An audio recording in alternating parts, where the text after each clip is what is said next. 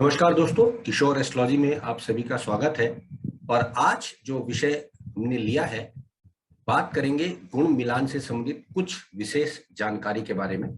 तो आज जो हम आपसे बात करेंगे उसमें वर्ण, वर्ग, वैश्व, योनि, ये जो हमारे शास्त्रों में दिए गए हैं गुण मिलान के तहत, इनका क्या प्रयोजन है, क्यों इनको रखा गया है, इनसे क्या जानकारियां हमें मिल सकती है किसी जातक विशेष के बारे में, आज मैं आपको अपनी इस पोस्ट के माध्यम से बताऊंगा। आप सब जानते हैं भारतीय समाज में गुण मिलान एक बहुत बड़ा दायित्व रखता है। जब हम विशेष तौर से वर वधु का चयन करते हैं या शादी की बातें कर रहे होते हैं, तो वास्तव में इसके पीछे का विज्ञान क्या है या ये क्यों कहा जा रहा है कि इन सारे परिप्रेक्ष्यों को मिलाया जाए। वैसे तो अष्टकूट या 10 कूट मिलान भी इसमें रखे गए हैं, लेकिन आज मैं आपको बेसिकली कुछ ऐसी बातें बताऊंगा जो कि वर्ण, वर्ग, वैश्य एवं योनि से संबंधित होंगी, ताकि हमें ये पता चल जाए कि इससे संबंधित जानकारी जब हमारे पास होती है किसी जातक विशेष के बारे में, तो उससे उसके भावी जीवन पर क्या प्रभाव पड़ सकता है। तो इसी को आज हम मद्देनजर रखते हुए ये चर्चा करेंगे और ये जानने की कोशिश करेंगे कि क्यों भारतीय शास्त्र जो है हमारा ज्योतिष शास्त्र, वो अन्य वर्गों में या अन्य समाज के परिप्रेक्ष्य में इंपॉर्टेंट हो जाता है, महत्व रखता है। तो आइए जानते हैं। आप सब जानते हैं कि कुंडली में वर्ण, गण, वैश्य तथा योनि का प्रभाव देखा जाता है। प्रत्येक व्यक्ति की कुंडली में ऐसा होता है। और जब हम दो लोगों का गुण मिलान करते हैं, खासतौर से वर और वधु का, तो हम इसके आधार पर ये मान के चलते हैं कि अगर ये सब चीजें अच्छी होंगी तो उनका भावी वैवाहिक जीवन बहुत ही अच्छा हो जाएगा। तो जन्म कुंडली जातक के जन्म समय, स्थान तथा दिन के अनुसार ब्रह्मांड का संपूर्ण नक्शा होती है, जिसमें ब्रह्मांड में स्थित ग्रहों, राशि तथा नक्षत्र का संपूर्ण चित्रण बना हुआ होता है। ये सब आप जानते ही हैं। जन्म के समय पूर्वी दिशा की ओर या पूर्वी क्षितिज की ओर जो राशि उदय होती है उसको लगन कहा गया है, और जहां पर जन्म के समय चंद्रमा होता है उसको राशि कहा गया है। वैदिक कालीन ज्योतिष के अनुसार चंद्रमा जिस राशि में होता है उसे जन्म राशि भी कह देते हैं, तथा जिस नक्षत्र में होता है वही जन्म नक्षत्र के अनुसार आपका प्रथम अक्षर रखा जाता है या आपके नाम का अक्षर होता है, और उसी से, उस अक्षर से संबंधित जो स्वामी बनता है उससे ही आपको भावी दशा अंतरदशाएं मिला करती हैं। जन्म कुंडली में बेसिकली जो हम लोग देखते हैं, जो हिंदू समाज की अगर हम बात करेंगे, तो अवगढ़ा चक्र एक विशेष महत्व रखता है। यह चक्र जो है, इसमें वर्ण, वश्य, योनि एवं गण आदि के आधार पर यह पता लगा पाते हैं कि अमुक व्यक्ति का संबंध जो है जातक किस प्रकार का रहेगा, या वो कितनी वास्तविकता के निकट है, या उसके अंदर क्या क्या क्वालिटीज इनसे संबंधित मैच करती हैं कि नहीं करती। वर्ण, वश्य, योनि एवं गुण आदि में विभिन्न लक्षणों को जातक के लक्षण से जितने अधिक मिलते हुए दिखाई देते हैं, तो मान लेते हैं कि ये कुंडली उसकी वास्तविकता के उतने ही निकट होती है। हम किसी भी जातक की कुंडली को पूर्ण रूप से सत्य तो नहीं कह सकते, क्योंकि बहुत सारे परिप्रेक्ष्य में हमें चीज देखनी पड़ती है, क्योंकि प्रत्येक जातक के जन्म समय में अगर 2 मिनट से लेकर 28 मिनट तक का अंतर सामान्य तौर से भारतीय परिप्रेक्ष्य में पाया जाता है या पाया गया है। लगभग 30 से अधिक महिला चिकित्सकों से जब हमने इस विषय में जानकारी लेकर अनुसंधान किया, तो पता लगा कि कोई भी 4 महिला चिकित्सक ऐसी नहीं मिलती जो समय को एक ही बराबर बता दे कि सबका समय एक समान रहा होगा। और वो ये मानती कि कुछ का कहना है कि जब बच्चा पूर्ण रूप से बाहर आ जाता है गर्भ से तब जन्म माना जाना चाहिए। कुछ कहते हैं कि जब बच्चे के रोने की आवाज आती है तब जन्म का समय मानना चाहिए। तो अधिकांश महिलाएं चिकित्सक जो रही हैं उन्होंने कहा कि जब नाल छेदन यानी नाल काट दी जाती है तो बच्चा माँ से अलग हो जाता है, उसकी इंडिपेंडेंसी हो जाती है, तब जन्म समय माना जाता है। तो ये एक मत सर्वसम्मत तो है, लेकिन ज्योतिषीय इस मत से मेल नहीं खाते हैं। वो कहते हैं कि जब बच्चा माँ के संपर्क से हटकर प्रकृति में संपर्क में आता है वही समय जो है जन्म का माना जाना चाहिए, सत्यता के अधिक निकट इस संबंध को होना चाहिए। तो इस प्रकार से अगर हमने देखा तो हम ये पाएंगे कि लगभग 2 मिनट से लेकर 28 मिनट तक का बेसिक डिफरेंस इस सारी योजना में आ जाता है। हालांकि कुछ कतिपय विद्वान ये भी मानते हैं कि जब बच्चा रोता है तो प्रथम सांस वो ले रहा होता है, वहां से उसका जन्म समय देखा जाना चाहिए। खैर, अब कंसर्न हमारा ये तो नहीं है, कंसर्न यहाँ ये है कि अगर हम मान भी लें कि समय इतना आसपास भी रहा होगा तो क्या इसकी क्वालिटीज होंगी। तो मानव के अधिकतर लक्षण जो हैं वो पशु पक्षियों से लक्षण से मेल खाते हैं। संभवतः इसी आधार पर हमारे ऋषि मुनियों ने रात्रि के समय जब वो आकाश को देखते थे तो उनको जो वहां पर जो आकृतियां दिखती थी उनकी आकृति के अनुसार राशियां और नक्षत्रों के नाम उन्होंने दिए हैं। हम ये भी जानने का प्रयास करते हैं कि अवकड़ा चक्र जो भारतीय परिप्रेक्ष्य में दिया गया है किसी भी जातक की कुंडली को सत्य किस प्रकार से साबित करता है, उसके लिए वर्ण, गण, वर्ग तथा योनि का अलग अलग क्या इंपॉर्टेंसी है और वो किस प्रकार से काम कर रही होती है।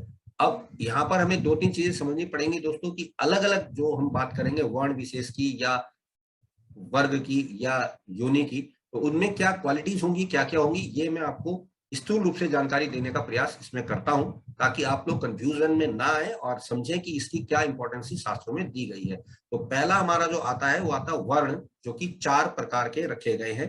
पहला वर्ण जो रखा गया है वो है क्षत्रिय वर्ण। क्षत्रिय वर्ण में जो जन्मा जातक होता है वो हिम्मती होगा, साहसी होगा, वीर कथाओं का प्रेमी होगा, दान पुण्य करने वाला होगा, उग्र स्वभाव वाला, आक्रामक और विवेकी होगा। क्षत्रिय वर्ण में मेष, सिंह और धनु राशि में जन्मे जातक आते हैं, यानी कि जन्म के समय अगर चंद्रमा 1, 5 या 9 राशि में है तो जातक का क्षत्रिय वर्ण माना जाता है, यानी जो बच्चा पैदा हुआ है वो क्षत्रिय वर्ण में माना जाएगा। यहाँ ध्यान रखिएगा दोस्तों, हम राशि के अनुसार या ज्योतिष के अनुसार वर्णों की बात कर रहे हैं, आपके जन्म के वर्ण के अनुसार बात नहीं कर रहे हैं कि अगर आप ब्राह्मण के बच्चे हैं तो आपका ब्राह्मणी वर्ण होगा, ये जरूरी नहीं है। राशि के हिसाब से इन वर्णों को महत्व दिया गया है। बात करते हैं वैश्य वर्ण की, तो इस वर्ण में जन्मा जातक व्यवसायी होता है, व्यापार में लीन, सदा दूसरों के कार्य में उद्यत, निर्मोही, चतुर, वह कार्य में निपुण, कायदे से खर्च करने वाला, हर काम में लाभ देखने वाला, कुछ अड़ियल प्रकृति तथा मित्य वही होता है, यानी कि जरूरत पड़ने पे ही खर्चा करना पसंद करता है। वैश्य वर्ण में वृषभ, कन्या और मकर राशि के जन्मे जातक आते हैं, यानी कि जन्म के समय यदि 2, 6 और 10 नंबर में चंद्रमा है तो जातक विशेष का वैश्य वर्ण माना जाएगा और उसके अंदर ये सारी क्वालिटीज आ जाएंगी या भविष्य में आगे देखने को मिलेंगी। बात करते हैं तीसरे वर्ण की, जो कि है शूद्र वर्ण। शूद्र वर्ण में जन्म लेने वाला जातक निष्ठुर, कार्य करने में चतुर, हाशी, विद्या तथा विनय से रहित, खुशामदी पर्वती वाला यानी चमचागिरी करने वाला, हठी, मिलनसार, अनिश्चित व्यवहार वाला तथा सेवा भाव से परिपूर्ण होता है।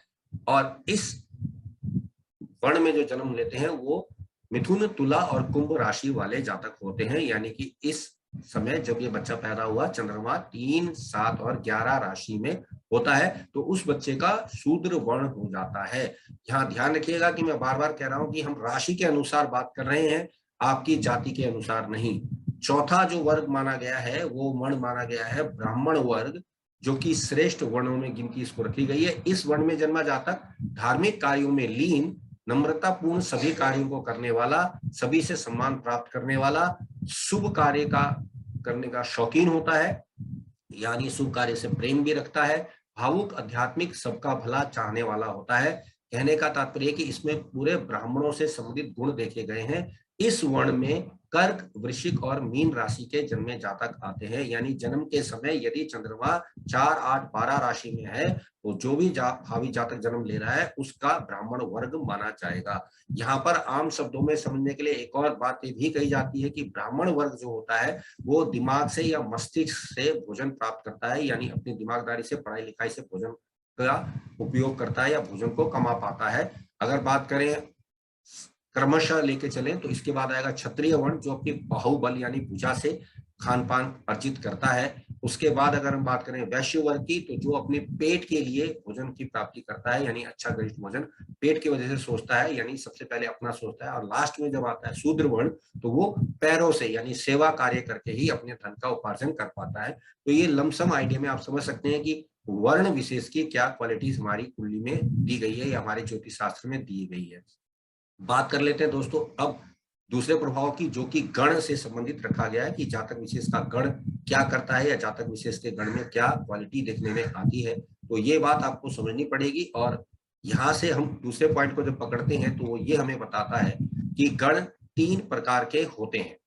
अब अगर गण को हम समझने की कोशिश करें तो ये 3 प्रकार के मुख्य रूप से रखे गए हैं, जिसमें देवगण है, मनुष्य गण है और राक्षस गण रखे गए हैं। ये भी एक गुण मिलान के समय लमसम आइडिया देखता है कि जातक विशेष जिससे आप विवाह करने जा रहे हैं, चाहे वो लड़का है चाहे लड़की है, ये गण विशेष की क्वालिटी आपको बताएगा। तो देवगण में जन्मे जातक जो होंगे वो बुद्धिमान, विद्वानों में श्रेष्ठ, अल्प आहार करने वाले, सरल हृदय और परिवार में मानी जाने वाली सभी धार्मिक रीतियों का पालन करने वाले होते हैं। देवगण में जन्मे जातक सुंदर होते हैं, आकर्षक व्यक्तित्व के होते हैं, इनका दिमाग काफी तेज होता है और ये जातक स्वभाव से सरल और सीधे होते हैं, दूसरों के प्रति दया भाव रखते हैं और दूसरों की सहायता करने में हमेशा तत्पर रहते हैं। जरूरतमंदों की मदद करने के लिए ये जातक बहुत ज्यादा देखे गए हैं। इस गण में जन्मे जातक जो होते हैं बेसिकली नक्षत्र अनुसार अश्वनी, मृगशिरा, पुनर्वसु, पुष्य, हस्त, स्वाति, अनुराधा, श्रवण तथा रेवती नक्षत्रों में पाए जाते हैं। यानी कि अगर इन नक्षत्रों में जातक विशेष का जन्म है तो जातक विशेष का देवगण होगा। और जैसा कि मैंने क्वालिटी बताई कि देवता के समान इस व्यक्ति का आचरण होता है। ये व्यक्ति किसी का भी कोई भी सामान लेना पसंद नहीं करते हैं, दान पुण्य पे ज्यादा विश्वास करते हैं, देना पसंद करते हैं। बात करते हैं दूसरे गण की, जो कि है मनुष्य गण। और मनुष्य गण में जन्मा जातक दोनों क्वालिटी यानी देवताओं की और राक्षस की दोनों की क्वालिटी लेकर चलेगा। इसके नेत्र थोड़े बड़े होते हैं, निशाने को भेदने का शौकीन होता है, गौरवर्ण यानी कि गोरा होगा, लोगों को वश में रखने वाला और किसी के दबाव में कार्य ना करने वाला होता है। यानी इसमें दोनों क्वालिटी देवता और राक्षस की क्वालिटी आपको मिलेंगी। ऐसे जातक किसी भी समस्या का नकारात्मक स्थिति में भयभीत हो जाते हैं, यानी कोई भी समस्या अगर को मिली तो नेगेटिव पहले ये हो जाते हैं। परिस्थितियों का सामना करने में इनमें क्षमता थोड़ी सी कम होती है। भरणी, रोहिणी, आद्रा, पूर्व फागुनी, उत्तर फागुनी, पूर्वाषाढ़ा, उत्तराषाढ़ा, पूर्व भाद्रपद, उत्तर भाद्रपद नक्षत्र में जन्मे जातक मनुष्य गण के होते हैं। तो आप इन नक्षत्रों को समझकर देख सकते हैं कि ये व्यक्ति मनुष्य गण का होगा और इसके अंदर मनुष्य जैसी क्वालिटी होंगी। तीसरा गण जो देखने में आता है वो है राक्षस गण। और इनमें जो जातक जन्मे होते हैं उन्मादी, झगड़ालू, कठोर वचन बोलने वाले, भयंकर स्वरूप, प्रमेही तथा जिद्दी प्रवृत्ति के होते हैं। जो चीज चाहते हैं छीनना पसंद कर लेते हैं, अपने आसपास की मौजूद नकारात्मक शक्तियों को आसानी से पहचान लेते हैं। भविष्य में होने वाली घटनाओं का पूर्वाभास इनको पहले से हो जाता है। इनका सिक्स सेंस जबरदस्त प्रवृत्ति का होता है। ये परिस्थिति से डटकर भागते नहीं है, सामना करते हैं और देखते हैं कि इनको इससे क्या फायदा मिल पाएगा, क्योंकि राक्षस प्रवृत्ति से फायदा पहले देख लेंगे। इस गण में जन्मे जातकों को कृतिका, अश्लेषा, मघा, चित्रा, विशाखा, ज्येष्ठा, मूल, धनिष्ठा और सतभिषा नक्षत्र मिले होते हैं। यानी इन नक्षत्रों में जो जातक जन्मे होंगे वो राक्षस गण के होंगे। और जैसे मैंने बताया कि राक्षस गण दूसरों का सामान छीनने का शौक रखते हैं, यानी लूटपाट करने के शौकीन भी होते हैं। बात करते हैं अब हमारे अन्य परिपेक्ष की, जो कि है वैश्य प्रकार का। और वैश्य बेसिकली हमें आइडेंटिकली ये बताता है कि जातक विशेष जो है वो किस प्रकार किस पद से संबंधित है, मानव है, जलचर है, चतुष्पद है या कोई अन्य पद लेकर चल रहे हैं। तो वैश्य बेसिकली शास्त्रों के अनुसार 5 प्रकार के कहे गए हैं, जिनमें चतुष्पद रखा गया है। पहला, मेष और वृष राशि में जन्मे जातक इसमें आते हैं, यानी कि शुरुआत की 2 राशियां जो है वो इस राशि में आएंगी, इस चतुष्पद में आएंगी। ऐसे जातक या तो पशुपालन के शौकीन पाए जाते हैं अथवा कार अथवा वाहन आदि के प्रिय होते हैं। यदि ये साधन इनके पास नहीं होते तो ये बेचैन बने रहते हैं और इनके मन में एक अशांति सी बनी रहती है। कुल मिलाकर ये कह सकते हैं कि आज के परिप्रेक्ष्य में ये 2 राशियां मेष और वृषभ राशि में जन्मे जातक चतुष्पद है, जिनको चतुष्पद यानी कि 4 पहिए की गाड़ी अथवा 4 पहिए से संबंधित वाहन इनके लिए प्रिय माना जाता है। यदि गांव देहात की बात करें तो ये पशुपालन के बहुत शौकीन रखे गए हैं, देखे गए। मानव की बात करें तो मिथुन, कन्या, तुला, धनु और कुंभ राशि के अंतर्गत जो जातक होते हैं वो मानव वैश्य के माने गए हैं और इन्हें मानवीय गुण परिपूर्ण रूप से देखे गए हैं। ये जातक किसी के दबाव में आकर कार्य करना पसंद नहीं करते, सेवा भाव भरपूर रखते हैं, प्रेम से वसूलित होकर ये कुछ भी कार्य कर लेते हैं। यानी आप इनको थोड़ा सा प्यार दर्शाएंगे तो ये सब कुछ निछावर करने को तैयार हो जाते हैं। बात करते हैं तीसरे वैश्यों की, जो कि जलचर है, जो कि कर्क, मकर और मीन राशि के संबंधित जानकारों को रखा गया है इस श्रेणी में। ये जातक जल अथवा जल से संबंधित वस्तुओं के शौकीन होते हैं, क्योंकि जलचर हैं। ऐसे जातक बार बार स्नान करना पसंद करते हैं, नदी के किनारे जाना, नौका विहार करना, मछली आदि को देखना इनका प्रिय शौक होता है और ये इनमें बहुत अच्छा कंफर्टेबल महसूस करते हैं। चौथा जो है वो कीटक माना गया है, यानी कीट वैश्य माना गया है, जिसमें सिर्फ वृश्चिक राशि के लोग ही आते हैं। और ऐसे जातक प्रत्येक कार्य को मन लगाकर करते हैं, काम से मन नहीं चुराते, यदि कोई इन्हें हानि पहुंचाए तो बदला लेकर ही चैन पाते हैं। इस राशि के जातकों को एक अपनी राशि वाले जातकों से कभी नहीं बनती इनकी, यानी कि वृश्चिक राशि वाले की वृश्चिक राशि से नहीं बनती है। किसी का भी शत्रुवत व्यवहार इन्हें बिल्कुल पसंद नहीं आता है। तो ये था कीट नामक वैश्य के बारे में आपको थोड़ी सी जानकारी। अब है पांचवा वैश्व जो कि वनचर है, इसमें सिंह राशि के जन्म जातक आते हैं। ये जातक स्वच्छंद प्रवृत्ति के होते हैं, किसी का आदेश मानना इनको रास आता नहीं, जब भूख लगती है तभी भोजन करना पसंद करते हैं, प्रत्येक इच्छा को मनवाना इनको बखूबी आता है। मकर प्रवृत्ति के होते हैं, अधिकतर घूमते फिरते रहना पसंद करते हैं, यानी काम पड़ेगा तो घूमना फिरना इनके लिए बहुत अच्छा रहता है। ये जातक दुबले पतले इखरे बदन के नहीं होते, इनके कंधे थोड़े उठे हुए होते हैं और स्वभाव शेर की भांति थोड़ा सा रौबीला होता है, जिसको देखकर आप समझ सकते हैं कि ये व्यक्ति वंचर ही होगा। तो सिंह राशि वालों को आप देखकर आइडेंटिफाई कर सकते हैं। तो ये सारी बातें मैं इसलिए बता रहा हूं कि जब हम गुण मिलान की परंपरा भारतीय परिप्रेक्ष्य में देखते हैं तो हम समझ पाते हैं कि व्यक्ति विशेष में ये कुछ क्वालिटीज आप देख सकते हैं जो भावी जीवन साथी के लिए आप नोट कर रहे हैं या चाहते हैं, या आप चाहते हैं कि आपको भावी जीवन साथी इस प्रकार का मिले। अब इसके आधार पर जब भारतीय परिप्रेक्ष्य मिलान करता है तो वो थोड़ा सा एक्यूरेट हो जाता है। और मैं हमेशा से कहता हूं कि कुछ ना होने से कुछ होना तो इम्पोर्टेंट ही है। बात करते हैं अंतिम पड़ाव की, जिसमें हम देखते हैं योनिया। जी हाँ दोस्तों, ये योनि का जो महत्व रखा गया है वो भारतीय ज्योतिष शास्त्र में गुण मिलान में बहुत ज्यादा महत्व रखता है और इसको सबसे ज्यादा पॉइंट दिए जाते हैं। तो यहाँ योनि जो है 14 प्रकार की होती है, जो कि विभिन्न जीव जंतुओं से संबंधित रखी गई है। पहली योनि की बात करें तो वो होती है अश्व योनि, और अश्व योनि में जो जन्म जातक होता है वो स्वतंत्र, वीर, प्रतापी और स्वामी भक्त, एक जगह ना टिकने वाला, खूब सारी यात्रा करने वाला होता है। अश्विनी और सतभिजा नक्षत्र में जन्मे जातक इस श्रेणी में आते हैं। बात करते हैं दूसरी योनि जो कि है गज योनि। गज योनि जैसा कि आप जानते हैं हाथी के लिए कहा जाता है। ये राजा का प्रिय व्यक्ति होता है, भोगी जीवन जीने में मस्त रहता है, उत्साही, मस्त चाल चलने वाला, बलवान होता है। भरणी और रेवती नक्षत्र में जन्मे जातक इस श्रेणी में रखे गए हैं। बात करते हैं तीसरी योनि जो कि मेष यानी कि मेड़ से संबंधित रखी गई है। इस योनि में जन्मा जातक उत्साही, पराक्रमी, परोपकारी, ऐश्वर्यवान होता है और मुंहफट होता है, यानी जो उसके मुंह में होता है वो सामने लोगों को बोल देता है। कृतिका और पुष्य नक्षत्र के लोग इस श्रेणी में आते हैं। सर्प योनि का जातक जो होता है वो बहुत ज्यादा क्रोधी प्रवृत्ति का होता है, क्रूर, किसी का उपकार ना मानने वाला, जीव का लोलुप होता है, चंचल प्रवृत्ति होती है, टेढ़ा मेढ़ा चलना पसंद करता है, लहरा कर चलना पसंद करता है। रोहिणी और मृगशिरा नक्षत्र इस श्रेणी में आते हैं। आप देख सकते हैं कि थोड़ा थोड़ा अगर आप इनको थोड़ा सा और मॉडिफाई करें तो आप देखकर ही समझ जाएंगे कि जातक विशेष किस योनि से संबंधित हो सकता है। अगली योनि है कुकुर योनि यानी श्वान की योनि, जिसको हम कुत्ता भी आम शब्दों में कहते हैं। ऐसा योनि वाला जातक उद्योगी, सूर, उत्साही, अपने बंधुओं के लिए लड़ने वाला, माता पिता का भक्त और असंतोषी जीव होता है। ईमानदारी कूट कूट कर भरी होती है, वफादारी इनमें बहुत ज्यादा भरी होती है। और जैसा मैंने पहले भी कहा कि हम यहाँ पर बात कर रहे हैं योनि की, और योनि के लिए हमारे जो ऋषि मुनि थे उन्होंने कुछ कुछ जानवरों की योनि को देखकर व्यक्ति विशेष की योनि को समझा है। इस योनि में जन्मे जो लोग होंगे वो आद्रा और मूल नक्षत्र के होते हैं। मार्जर यानी कि बिल्ली योनि के लिए जो हम देखते हैं वो अपने कार्य में समर्थ, यानी जो उसको काम दिया जाएगा उसको बहुत अच्छे से करेंगे। मिष्ठान प्रिय यानी मीठा भोजन करना पसंद करते हैं। निर्भय तथा दुष्ट स्वभाव के होते हैं। अपना फायदा पहले नहीं देखते, दूसरे का इंतजार करते हैं, मौका मिलने पर ही काम करना पसंद करते हैं। पुनर्वसु और अक्षरेशा नक्षत्र को इस श्रेणी में रखा गया है। अब है मूसक योनि। मूसक योनि वाले जातक जो हैं वो बुद्धिमान, धनवान और अपने कार्य में तत्पर, सदा चौकन्ने एवं सावधान चूहे की तरह रहते हैं। ऐसे जातक किसी पर विश्वास नहीं करते। इस योनि में मघा और पूर्व फाल्गुनी की नक्षत्र आते हैं। अब है गौ योनि यानी गाय के समान योनि वाले जातक स्त्रियों के प्रिय होते हैं, बोलने में चतुर, अल्पायु तथा सर्वथा उत्साह युक्त होते हैं। उत्तरा फाल्गुनी तथा उत्तरा भाद्रपद नक्षत्र इस श्रेणी में आते हैं। अब आप समझ सकते हैं कि क्यों हम योनियों को इंपॉर्टेंस देते हैं, कि आप सामने वाले की योनि से अंदाजा लगा पाएंगे कि किस प्रकार से व्यक्ति अपने भावी जीवन में चलेगा या वो चलता है।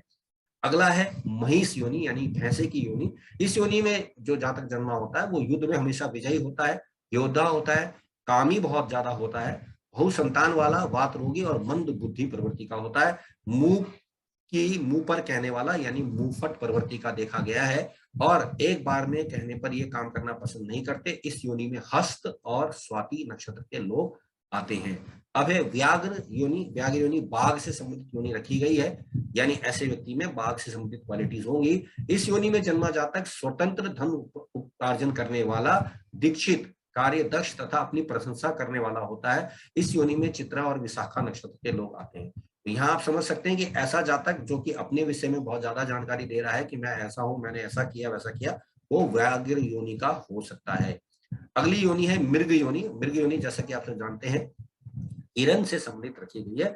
इस योनि में जन्मे जातक स्वतंत्र, शांतचित्र, सद्व्यवहारी, सत्यवक्ता, बंधुप्रिय, धर्मात्मा तथा आग से डरने वाले होते हैं। अनुराधा और ज्येष्ठा नक्षत्र इस श्रेणी में आते हैं या इस श्रेणी में रखे गए हैं।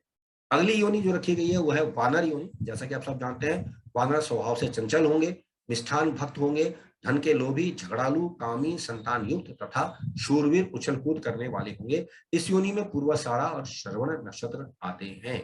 बात करते हैं नकुल योनि की, तो नकुल योनि में नेवले की समान सूंघने की शक्ति बहुत ज्यादा होगी, परोपकारी होगा, कार्य में कुशल होगा, सुरंग खोदने में एक्सपर्ट, धनवान, पंडित, माता पिता का भक्त होता है। इसकी योनि उत्तराषाढ़ा रखी गई है।